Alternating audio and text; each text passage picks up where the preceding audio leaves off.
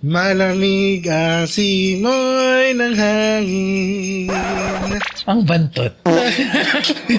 Joke lang. Pasko na kasi. Pasko na kasi. Walang umutot. Pasko na kasi. Kaya I'm Steven. MRG. And today, we will be giving you the top 3 Pinoy Chibog ngayong Pasko.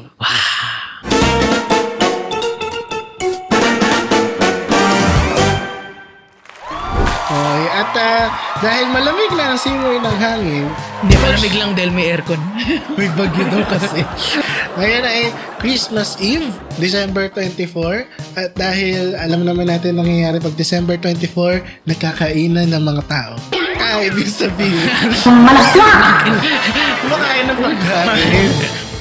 Nakikikain ng mga Nakikikain ng tao. mga tao. Okay, favorite episode ni RG dahil hindi lang kami magsasalita. Puro kain. Kakain din kami. Sana masarap ang pagkain nyo tonight. Sa microwave. Ano bang handa nyo mamayang gabi?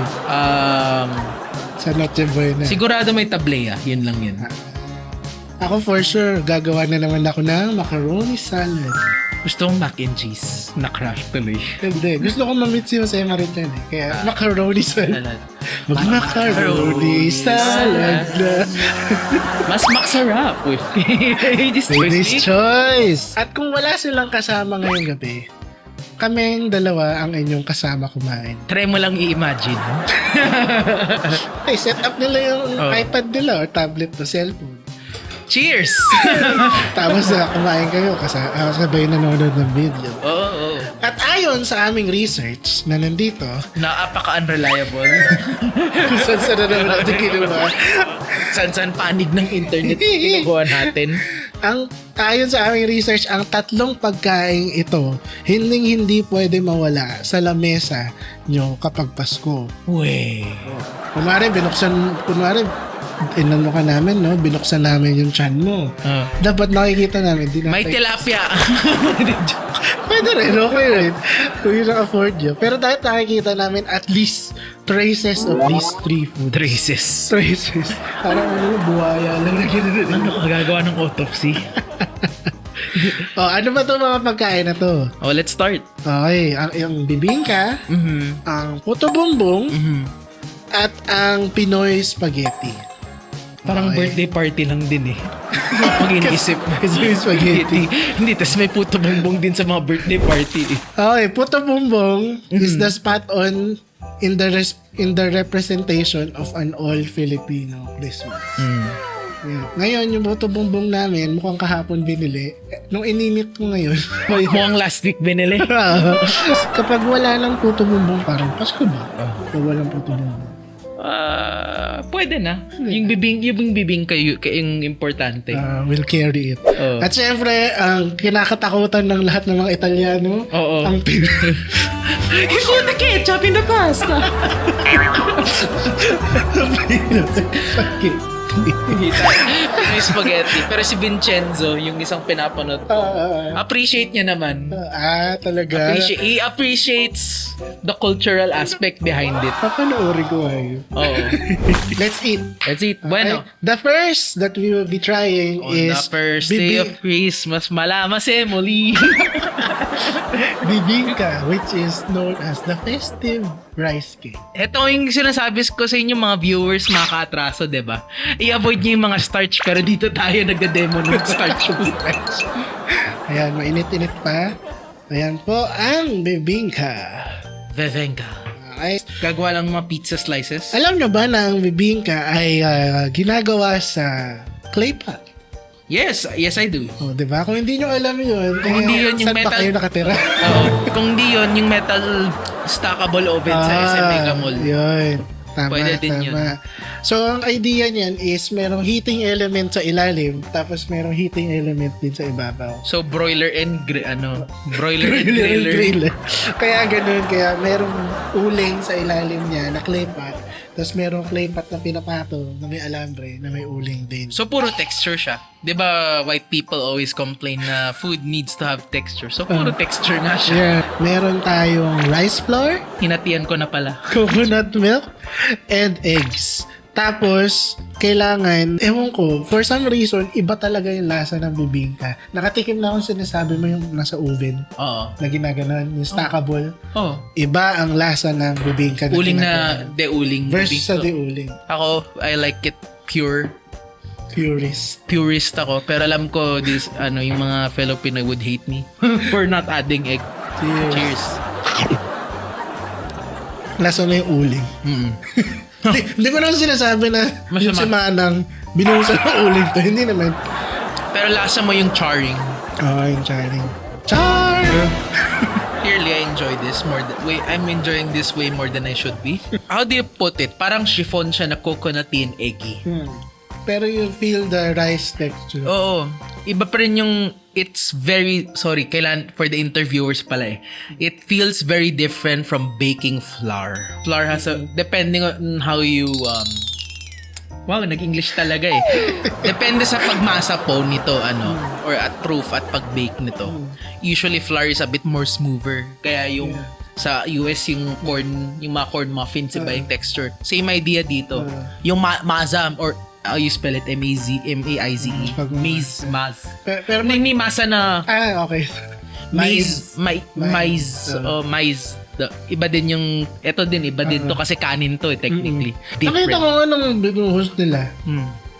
Liquid. As in liquid talaga. Nasa pitchel eh. Alam ko, mukhang ginataan siya eh. Oo. Na mainit. Pero nagra-rice siya na ganitong kataas. No? Diba? Kapal eh. Ang susunod ay ang puto bumbong. Which I've never eaten, by the way. Ha? Oo. Where have I been all my life, diba? And ayon sa aming research, ang puto bumbong ay steamed purple sticky rice dish using the bamboo tube. Yun yung bumbong. Yung tube na yun. Kasi nga bamboo eh. So siguro nag-morph na yung pronunciation, naging bumbong. Bubog. Puto bumbong. So ano ba ingredients nito?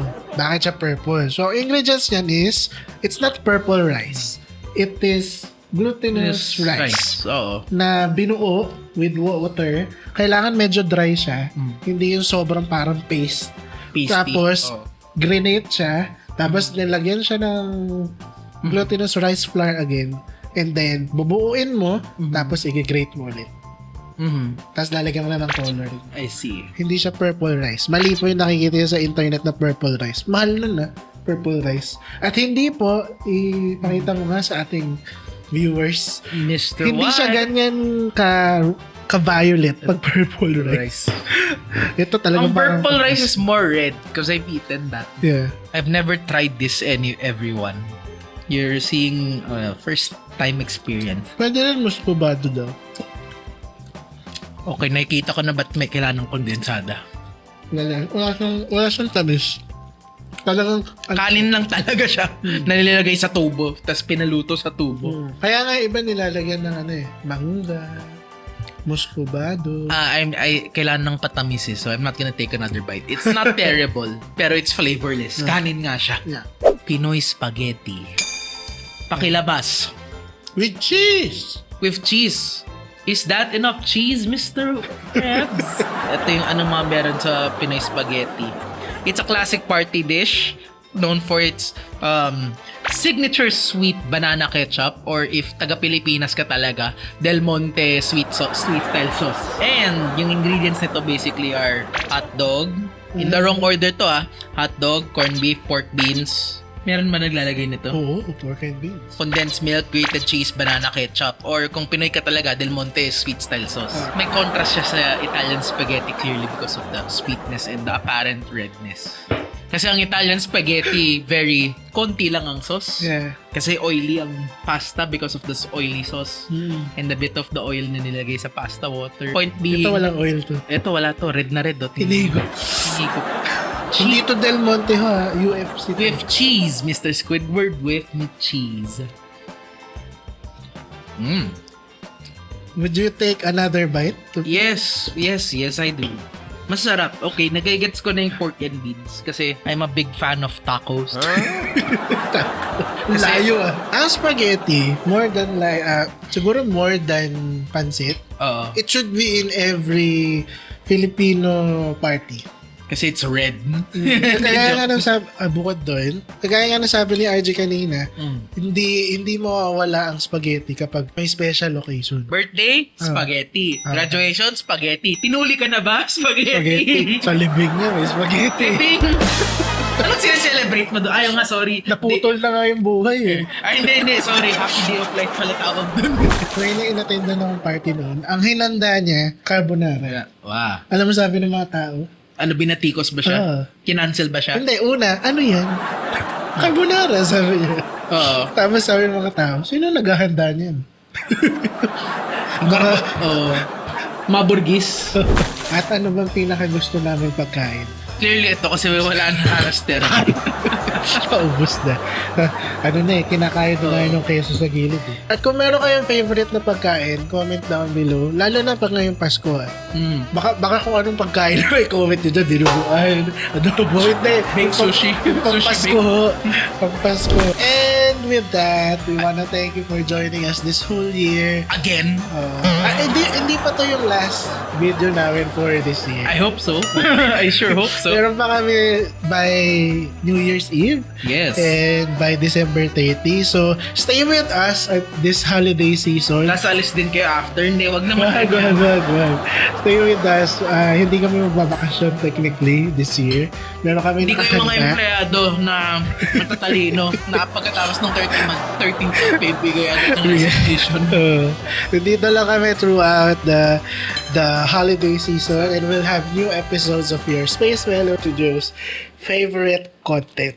Back in 2025. Yeah. Anyway, ito na pala yung episode namin for today. I've been RG. And I'm Stephen, and we'll see you again next time.